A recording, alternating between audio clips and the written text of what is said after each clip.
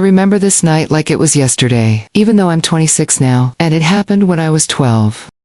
My parents left me home with my 18-year-old brother, Zach, for the night, and at first I was excited, because it was just me in the big house, which felt like huge freedom at the time.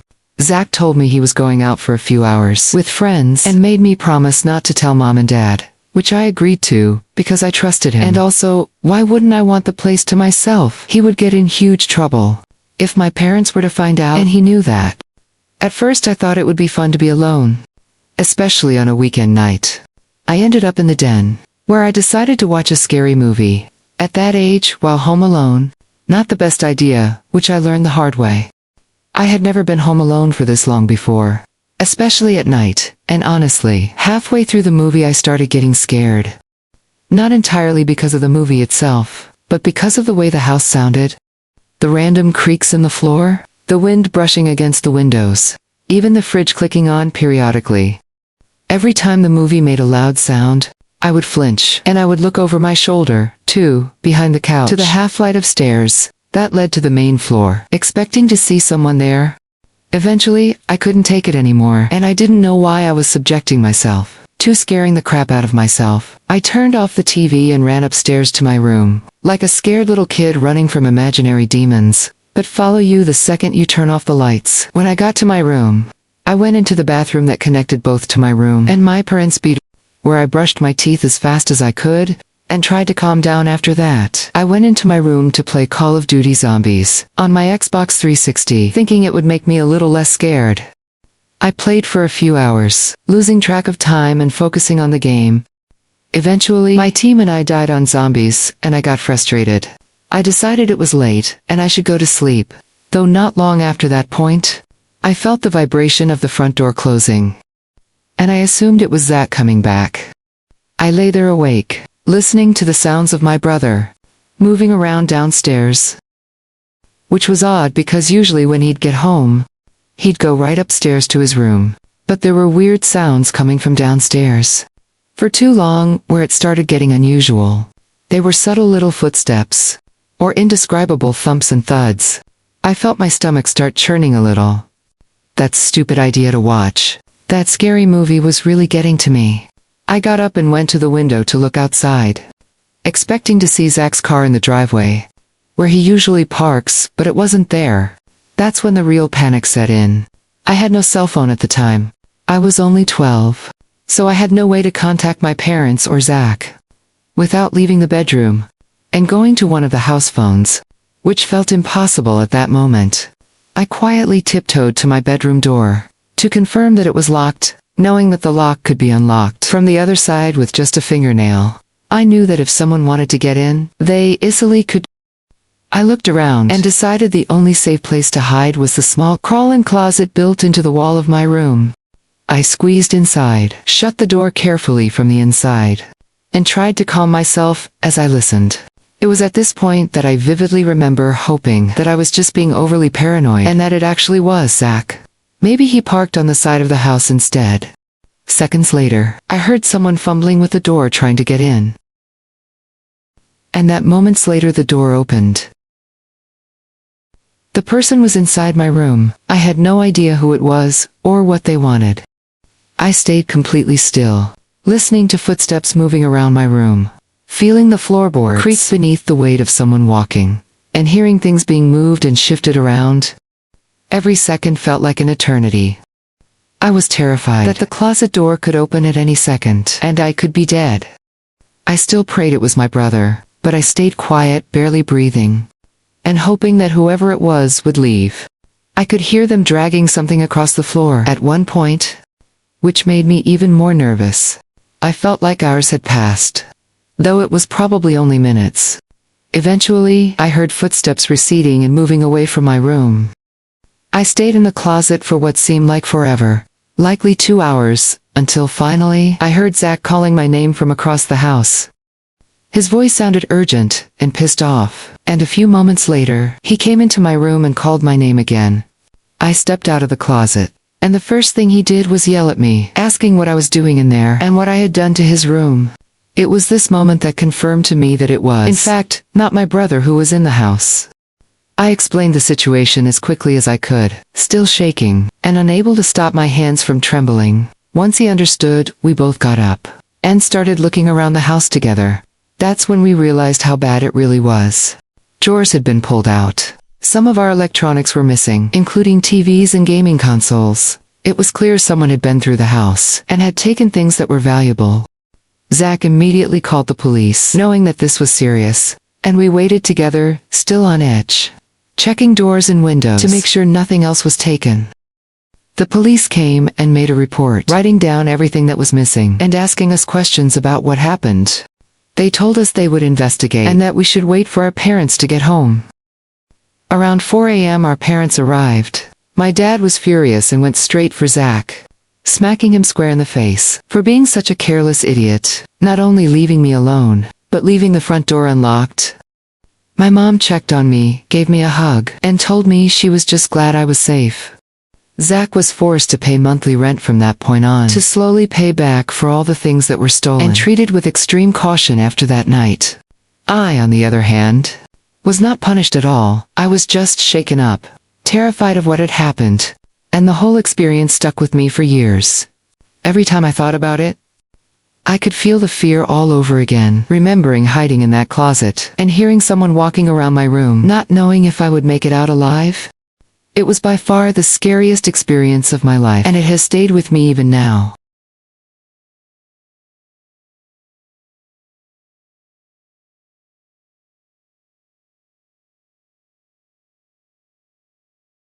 When I was just a child, not even in kindergarten, I lived with my grandparents. My mom and dad had just separated, and my dad worked in the next town over, so I saw him every weekend. My uncle, my dad's brother, also lived with us, so I was rarely ever truly alone. I was always told to never answer the door for strangers. It was a small, peaceful town where everyone knew each other. We had a neighbor who visited often to watch hockey, wrestling, or join family barbecues. I'll call him David. He was friendly with both my grandpa and my uncle. He often drank beers with my uncle and helped my grandpa with yard work or truck repairs. If my grandpa came home with a moose from hunting, he and David would haul it into the shed together. One night I was briefly left home alone. My grandma was at bingo, and I'd called for a pickup. My grandpa told me he was going to get her and asked if I wanted to come. I refused because I was watching cartoons. He reminded me not to open the door for strangers. Then he left.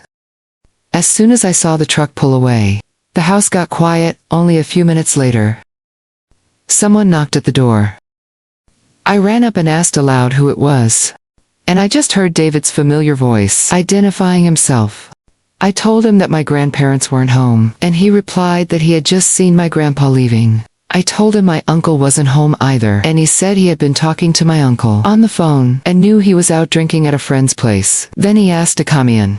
I told him I wasn't allowed to open the door for strangers, and he insisted he wasn't a stranger since he was our neighbor and someone I already know.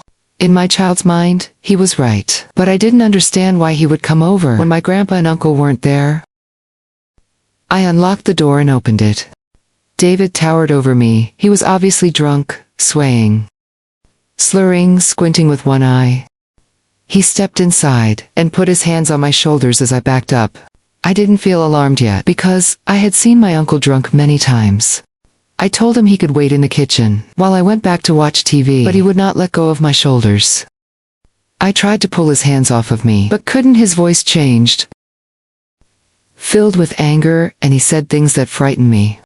Though I can't remember the exact words now, only the fear that they put in me. He dragged me into the kitchen and grabbed a large knife. He pressed the tip against my belly and asked if I wanted to be stabbed. When I cried, he told me to quiet down, or he would cut my tongue or my throat. He dragged the dull side of the blade across my throat to show he was serious. Then I heard my grandparents' truck pulling in. Car doors closed outside.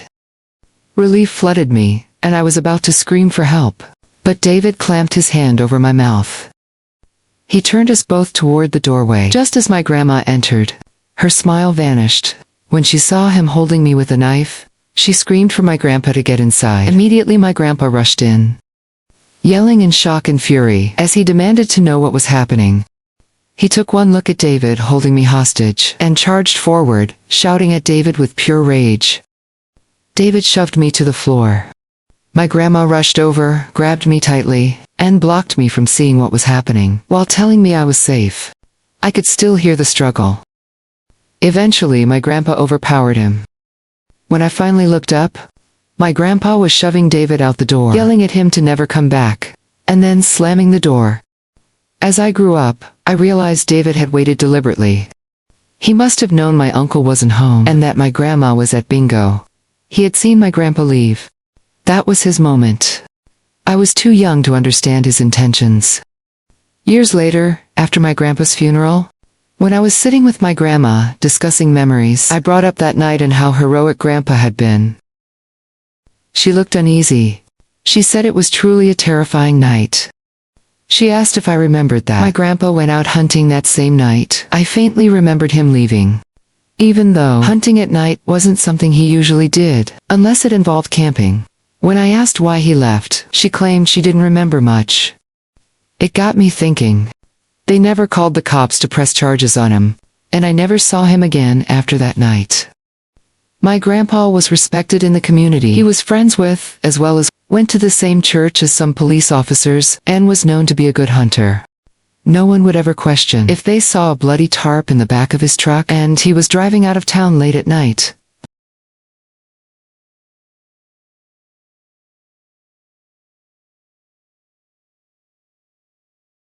This story happened a few years ago, during spring break in 2020. When I was 15, I was home alone one night. While my parents were out of town, I was just hanging out in my room, and I got a call from one of my mutual friends from school who I'll refer to as Mason. I don't usually get calls from Mason, let alone texts, or keep in touch with him, but I answered anyway. Before I could get a word out, he asked what I was doing. I told him I was just at home, and wasn't up to anything. He then asked if he could drop off one of my buddies, because he needed a place to stay for the night. This buddy of mine is someone I've known since 3rd grade, who I'll refer to as Neil. I basically told him I didn't feel like having company over, and just wanted to chill by myself. After hearing this, Mason practically begged me to let Neil stay at my house. I could sense desperation in his voice, as he pleaded with me to let him drop Neil off. I was still reluctant at first, but then Mason told me he'd let me use his weed pen if I let him drop off Neil. After he said that, I caved and told him they could pull up. Looking back, I realized how dumb I was to let something like that persuade me, considering what happened next. But I was a stupid pothead at the time. So what can you do? Neil has always been very outgoing, almost with zero filter, and he doesn't care what others think about him. So when I heard from my brother and other friends the week prior that he had started acting really weird in his classes, I didn't think much of it at first. I asked my brother to elaborate, and he told me that Neil would sometimes start laughing or clapping out of nowhere, even if the classroom was completely silent, and he would sometimes say very strange things to people for no reason, like claiming the basketball coaches were Freemasons, trying to convert him. After hearing this, I realized Neil wasn't acting normal. And it wasn't until he and Mason arrived at my house that I understood how bad it really was. I met Mason and Neil at my front door and greeted them like any other day. I hit Mason's weed pen as promised and gave it back. As Mason was about to leave, he grabbed Neil by the shoulders in a very serious way, tears forming in his eyes, and he pleaded with him not to do that thing. Neil looked at him blankly and casually responded that he understood. I really should have asked what was going on, but for some reason I didn't. And I let Neil inside, as Mason left. After I closed the front door, the first thing Neil asked me was whether all the doors in the house were locked. Red flags immediately went off in my head, and I knew I had just gotten into something bad. I told him they were locked, and asked why. He asked me to check, so I led him down the narrow hallway by the front door to show that the back and laundry room doors were both locked. He didn't say anything after I confirmed it, and we stood in silence for a few seconds. Then, out of nowhere, his hand shot up like he was raising it, and he put on this eerie, toothy smile that I can still see clearly in my mind. He held it for a few seconds before lowering his arm. Without saying a word, I forced a fake chuckle. To make the situation seem less weird, then Neil asked for some water. So we went to the kitchen.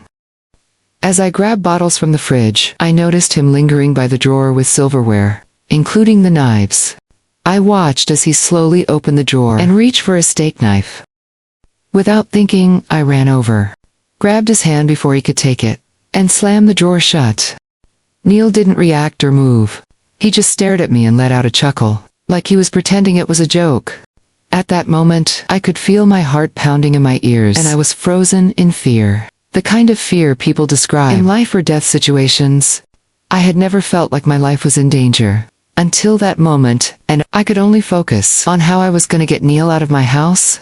He finally broke the silence by suggesting we go to the park in the neighborhood. I agreed as if nothing happened. We walked to the laundry room, leading to the driveway, and I intentionally let him out first. I told him I needed to put shoes on, which I did. He paused and suddenly looked disappointed, telling me to hurry up. I shut the door, locked it immediately, and called my brother to explain what had just happened. After finishing the call, I grabbed every knife in the kitchen and brought them upstairs to my room. Keep in mind I was stoned at the time, so my decision-making wasn't perfect, but I knew I needed to prevent Neil from forcing his way back into the house. My brother arrived with 3 friends in less than 5 minutes, and they met Neil outside. I stayed inside for a few minutes nervous, then went out. My brother and friends were talking to Neil, who was rambling about the school's basketball coaches being in the Illuminati and claiming they would sexually assault the boys on the team to make them play better. He continued talking nonsense for a few minutes. Then we decided to get him home, because there was no way I was letting him stay under my roof. After what had happened, one of my friends eventually took Neil home, even though he insisted he couldn't go because he believed his dad was going to kill him. After all of this, I called Mason to ask what Neil had said to him that made him act that way, and Mason explained that during the car ride, Neil had been reading a manifesto claiming he needed to kill himself or someone else to prevent his dad from trying to kill him. Mason had panicked and just wanted to get rid of Neil, which explains why he sounded so desperate to drop him off at my house earlier. After hearing this, I lost my mind and asked Mason why he would just dump Neil at my house without warning me though. I knew part of the fault was mine for not asking sooner. Later, it was revealed that Neil had taken drugs he shouldn't have, which triggered schizophrenic episodes and caused him to hear voices. About a month later, I told my mom the story, and she was not thrilled to put it lightly. Needless to say, I avoided something truly horrific that night by being on edge when Neil entered the house. And I still think about what could have happened if I hadn't paid attention to him in the kitchen.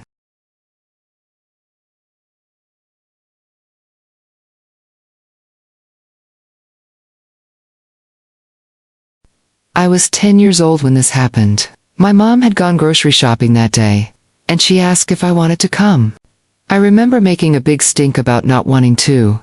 It was a warm, sunny afternoon, and I just wanted to stay home and shoot hoops in the street. I told her nothing bad would happen, and she would only be gone for a couple of hours. She finally gave in and let me stay. As soon as she pulled out of the driveway, I grabbed the old basketball from the garage and started shooting around in the street where we had a hoop set up. I shot around for a while, doing little games with myself, pretending I was down by 1 with a buzzer shot. I was sweating a little from running back and forth, and at one point I stopped to catch my breath. I bounced the ball lazily and looked around the neighborhood as I caught my breath. That's when I looked up toward the house. At the upstairs window, someone was staring down at me. It was only a shadow behind the glass at first, like someone was standing back from the sunlight. I stared for a good second or two, before the shape shifted slightly, and I realized it wasn't some kind of trick from the sun. Someone was up there at the window, looking out at the street. None of my family was supposed to be home. My sister was at college, my dad was at work, and my mom was across town buying groceries. I dropped the basketball without meaning to. The window was my sister's room. The blinds were half open, and the figure was right behind them. I say figure because that's all I saw, no distinguishable features. I didn't know what else to do except run inside and see who was home. I ran around the side of the house and through the backyard gate. I burst inside and slammed it shut behind me. I yelled up the stairs, asking who was home. My voice cracked when I yelled it. For a second, I didn't hear anything. Then a voice answered from upstairs. It said, "Brad, come upstairs." It wasn't my mom, it wasn't my sister, and it wasn't my dad. It was deeper than any of their voices, but not deep like a grown man trying to sound scary. It sounded like someone trying to sound normal. I didn't go anywhere near the stairs. I ran straight through the house, grabbed the house phone off the kitchen counter, and sprinted back outside as fast as I could. I called my mom and told her someone was in the house, and she didn't believe me at first. She told me that's not something to joke about, and she said that she was almost done shopping. But I started basically crying into the phone, telling her I wasn't joking, telling her I heard someone call my name from inside. And there at the upstairs window? She finally believed me when I started sobbing and begging her to come home. She said she was leaving the store right now. After she hung up, she must have called the police because a cop car pulled up at the same time. My mom's car turned into the driveway. She ran to me, asking where I saw the person. I pointed to the upstairs window. The police went in first. My mom followed them inside. After a minute or two, I waited out front. I didn't want to go back in there. For 10 minutes, I just stood there staring at the upstairs window. No one appeared at it again. Eventually one of those officers came out and told me it was safe to come inside. I went in and pointed upstairs, to the room where I saw the man. They checked the closets under the bed. Behind the dresser they even checked the attic. They checked every room in the house. They didn't find anyone or anything. After the police left, my mom started acting doubtful again. She said she believed me, but I could tell she didn't fully. She said if she found out I was messing around, I'd be punished for scaring her and wasting the police's time. I kept telling her I wasn't lying. She kept saying she knew, but her voice said something else. That night I had trouble falling asleep. I kept thinking about the voice and that shadow behind the blinds. But eventually I got tired enough to drift off. I don't know what time it was when I woke up. It was still dark out, and at first I thought I woke up from a bad dream. But then I heard something in my room. Just loud enough to wake me. I sat upright in my bed. My eyes were still adjusting to the dark, but I could see the outlines of my room. I could see my dresser, my closet door cracked open, my shelves, and across the room. Not far from my bed I saw something else. An unfamiliar shape. A tall, dark shape. Standing completely still. For a second I thought I was imagining it, but then the slightest movement made me realize what it was. It was a person. A full-grown person standing in my bedroom. I didn't even have time to breathe. I just screamed aloud. Broken scream that tore out of my throat. As soon as I screamed, the figure moved fast. It darted across my room in 2 steps, grabbed my window, slid it open, and jumped out. I heard the man's feet land on the small awning below the window. My parents burst into the room as soon as I screamed. My dad ran straight to the window and looked out. Then he ran downstairs and out the back door to try to find whoever it was. I'm fairly certain he ran out there barefoot. He came back a few minutes later. Out of breath, he kept shaking his head and saying he didn't see anyone. They called the police again, but that time it was mostly just to file another incident report and for the cops to scout the area. We don't know how long he was in the house. All I know is, he was inside during the day, long enough to know my name. And he was watching me from my sister's window, and he stayed in the house until nightfall. That, or he snuck in and out of the house, through my bedroom window, by climbing up on that awning. Either way, he was in my room while I slept. Standing there in the dark. Who knows what else he did while he was in the house? That's the scariest part.